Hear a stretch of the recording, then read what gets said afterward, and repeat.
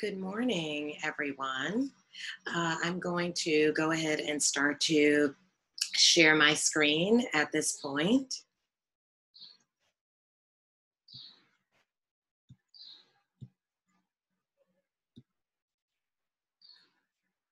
Okay, so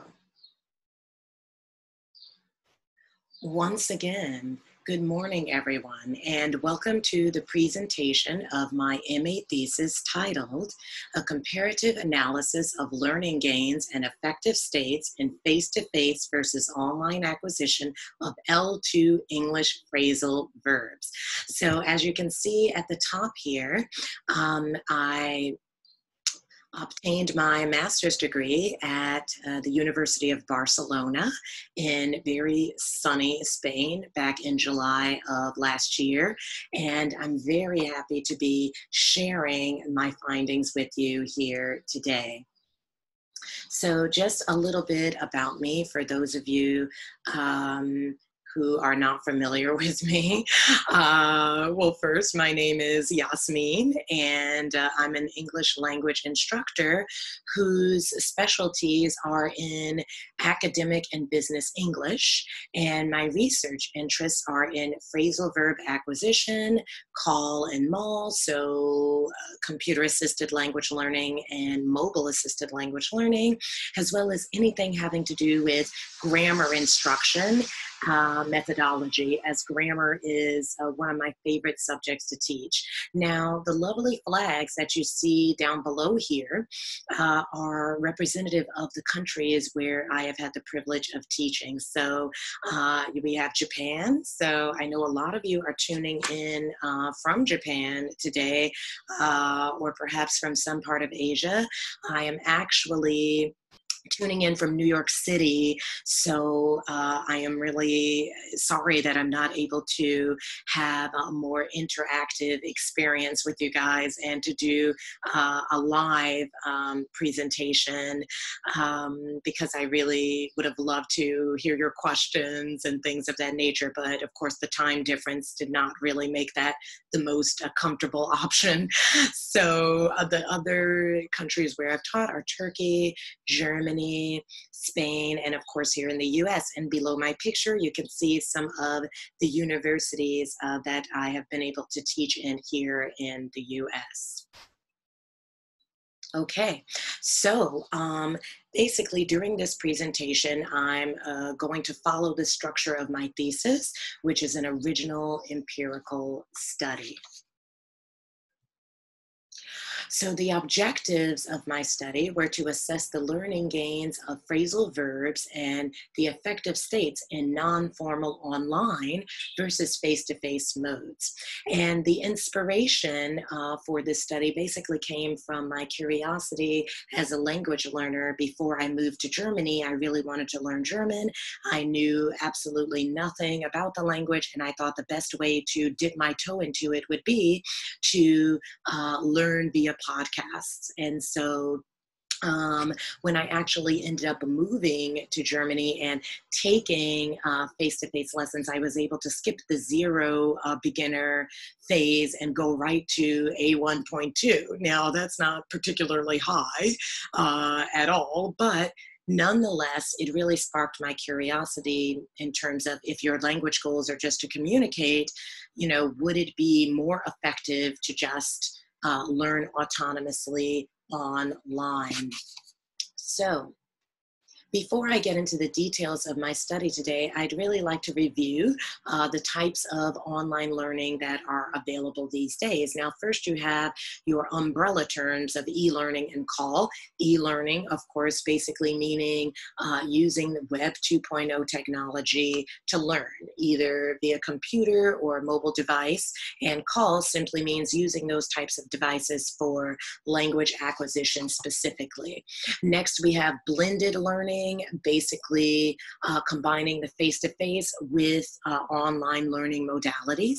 And then we have mobile learning, which basically it focuses on the device portability. And finally, we have various ways of learning within these different formats. So formal is associated more with higher education or courses where you are going to earn some type of qualification. Non-formal is more autonomous in nature, but there are still some specific learning goals that are involved. So Rosetta Stone or Pimsleur, which is another system that I happen to use to learn my German, or some instructor-developed online courses would fall into this non-formal category. And finally, we have informal learning, and this is what I would define as autonomous desire for a target language exposure through leisure activities. So basically reading online blogs, or engaging in social networking sites, watching TV shows, or listening to music in the target language. So in this case, there are no specific learning goals, but learning is rather incidental.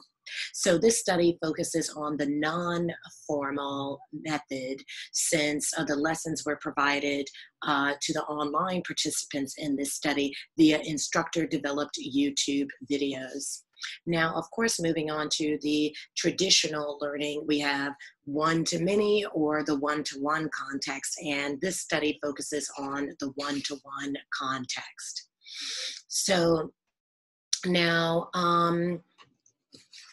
basically, we're moving on to the state of the art, and there are very limited studies focusing on comparing both modalities. And within that gap, there are even fewer focused on the comparative studies.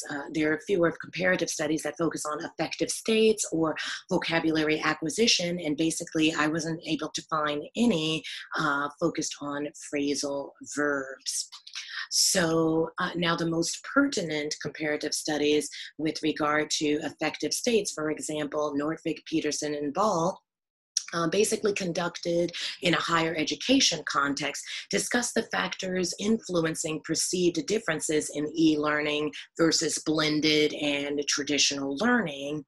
And their focus was on learning outcome and student satisfaction and engagement. And they basically revealed that individual needs and differences play a role in the satisfaction in either environment, and specifically with online learning, facilitation, type and quantity of learning can affect fulfillment and reduction of anxiety in L2 learning. Now, as for vocabulary and phrasal verb studies, these are comparing blended to traditional modes of learning. And basically, the results reported in favor of the blended mode of learning. So for example, Mohammadi and Mirdigan specifically investigated the learning outcomes in acquiring phrasal verbs via a blended learning versus traditional classroom study using senior high school students as their participants. And they found that the e-learning group, who basically received phrasal verb tasks through emails and basically inviting them to download materials or to take quizzes, significantly outperformed the group receiving no online treatment. And in addition, Al Jarf investigated the effects of learning in a specifically vocabulary-focused 12-week course with 53 female university freshman students, and again, using a blended learning model. So phrasal verbs weren't the main focus of the content, but they did make up a portion of the target material. And his findings were in favor of adding an online element to traditional instruction, as substantial differences between the group who studied online became evident in the post-test scores. So why is it important to conduct studies in this area? Well, basically, gaining knowledge in this area as practitioners will really allow us to adjust or to add to our current practices, whether that's in teaching in the the classroom with private students, or of course in teaching our online courses. So therefore, this study sought to help fill the gap by investigating the impact of modality on gains and affective states in order to add to this body of research. So the research questions that were posed to explore this phenomenon were: are there any differences in learning gains in the acquisition of phrasal verbs in the online versus face-to-face one-on-one tutoring environment? And are there differences in the affective states of L2 learners in the online versus face-to-face one-on-one tutoring environment? So in order to explore these questions, I conducted a multiple case study with 4 participants. So they had different L1s, they were of a C1 or B2 proficiency, varying a bit in their receptive vocabulary ranges and their years of English study, and all were basically in their mid-20s. So some might see these differences as possible confounding variables, but it's really important to note that when we see the results in a higher proficiency or receptive vocabulary score, or even the amount of years that the participants studied English, did not seem to affect the results in favor of those having higher numbers in these areas. So moving on to the procedure, I've put together a nice little chart here for you to get a clear picture of the differences in each of these modes. So first, participants in both environments were given proficiency tests, and then pen and paper for the face-to-face, and Skype administration for the online participants of the pre-test.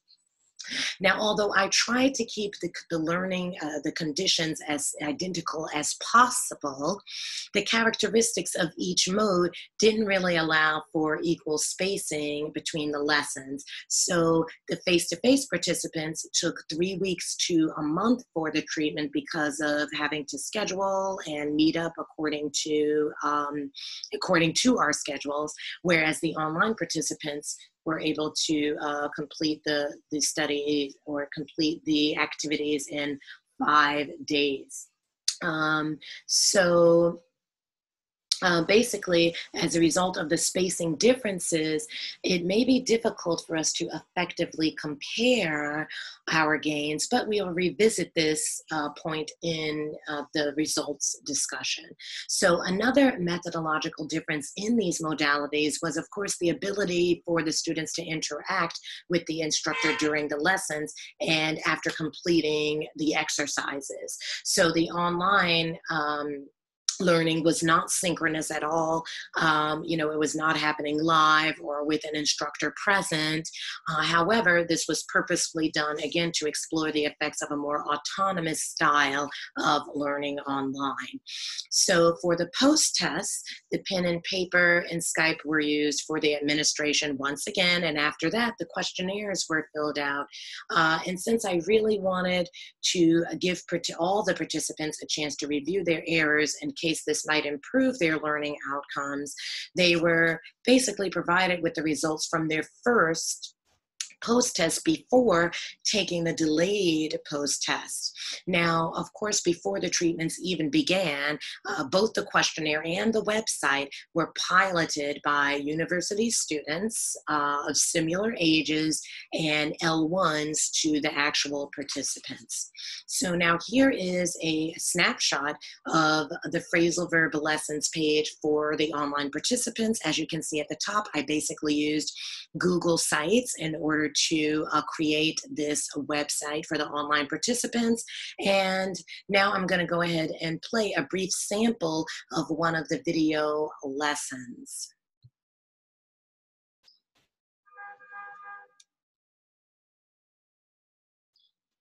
Hello, and welcome to Business English in Action.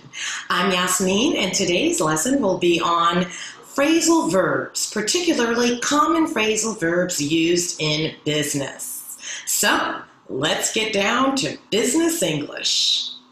All right, what is a phrasal verb? Well, a phrasal verb is simply a main verb plus a preposition. Now, some teachers like to say it's a main verb plus a particle because the preposition is not really functioning as a preposition when you combine it with the main verb. So, however it's most comfortable for you to think of it, as a main verb plus a preposition or a main verb plus a particle. So, what is this magic that happens when we have a main verb plus a preposition? Why do we call that a phrasal verb? Well, basically, the preposition changes the entire meaning when it's combined with the main verb. For example, let's take the verb pull. So pull, you think of this motion where you are doing this. Yes, for example, maybe you are even pulling something heavy, and so you need your strength to pull this item. Or you could be pulling your colleague into the conference room for a meeting. But if you add the simple preposition off, this becomes something completely different. So let's talk about our first phrasal verb, which is to pull off. Okay, pull off means to succeed in achieving something difficult. So for example, the company has to increase sales by 30% this quarter. Can we pull this off? Okay, so I'm going to go ahead and jump out of that and jump back into our presentation. Okay, great. So now let's turn to the learning outcome tendencies in this exploratory study.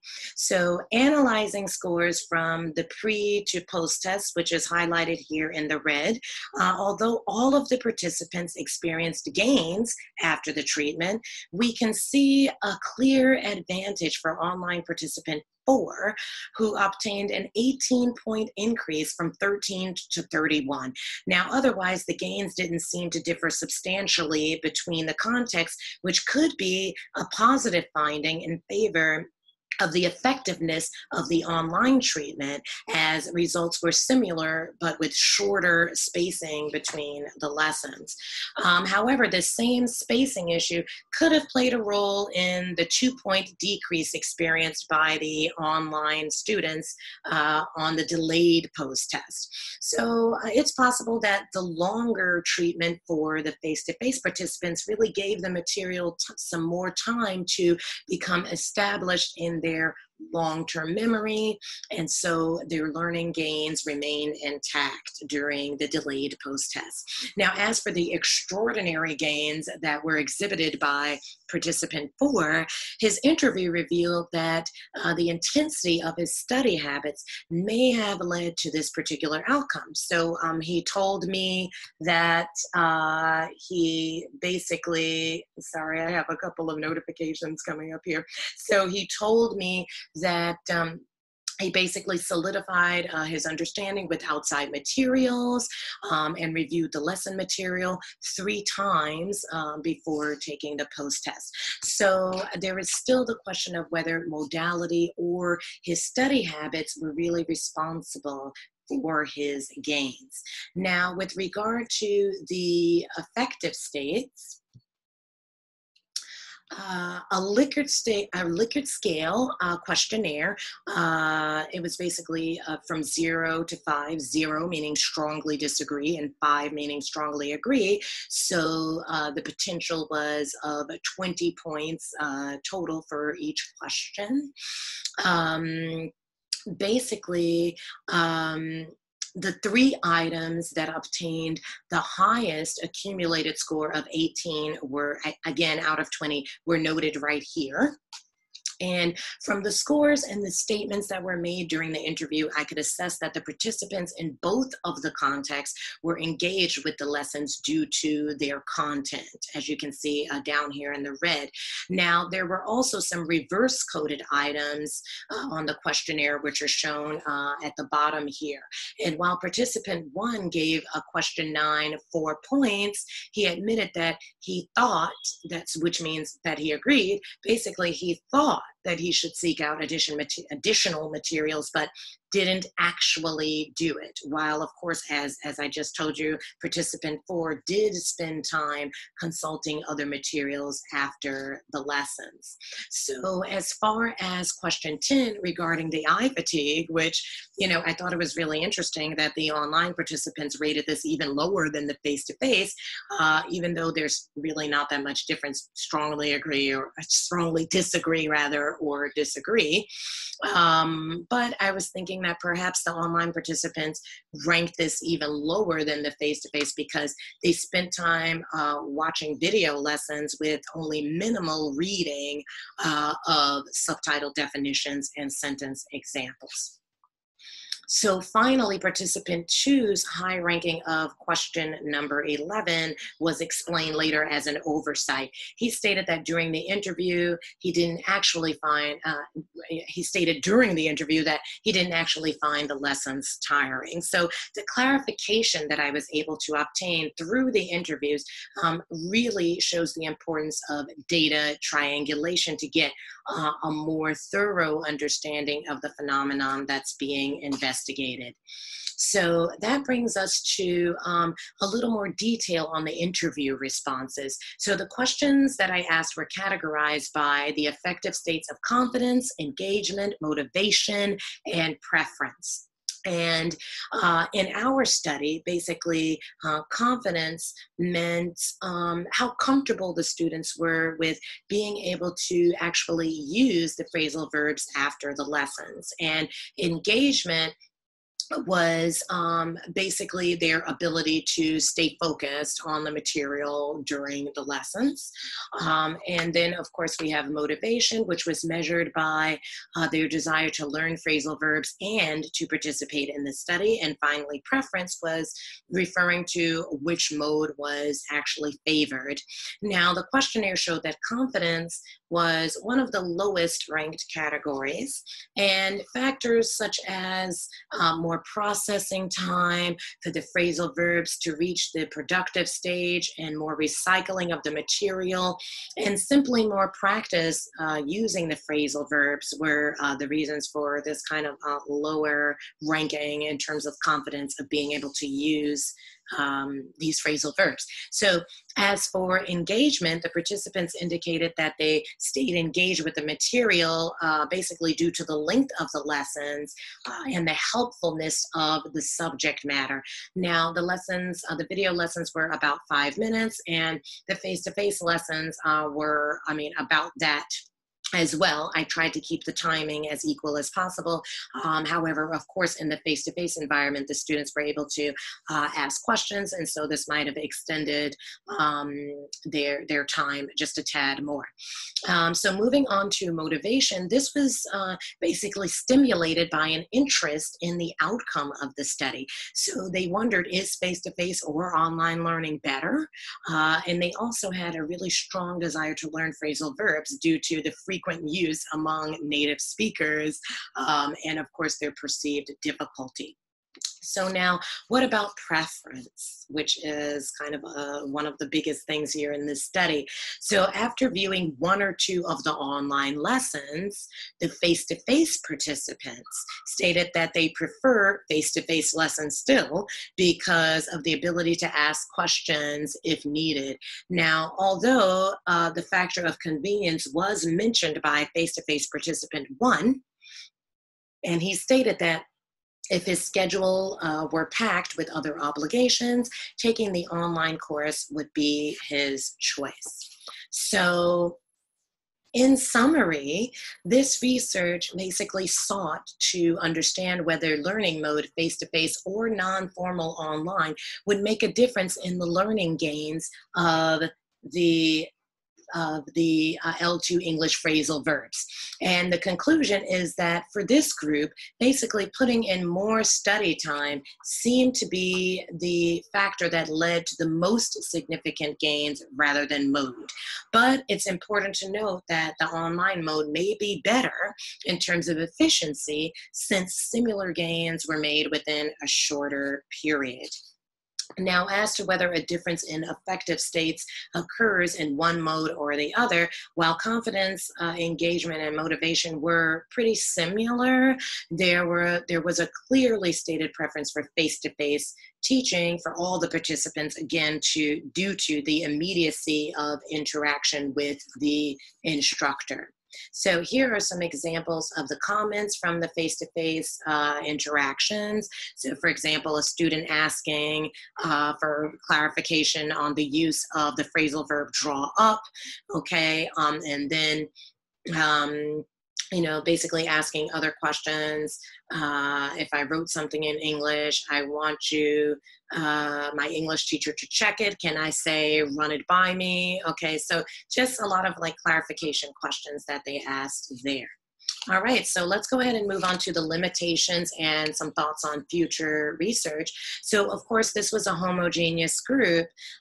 So, I mean, would an older group, maybe age 35 to 42, of working professionals, what type of results would that have brought about? And would lower proficiency, because I remember we had B1 or C1, B2 or C1, so would lower proficiency have yielded a different outcome?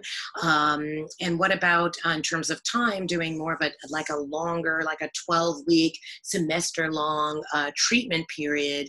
And then, of course, due to the small participants, as this was a case study, there's a lack of generalization. So how would this affect like an intact language school class? How would they do with something like this?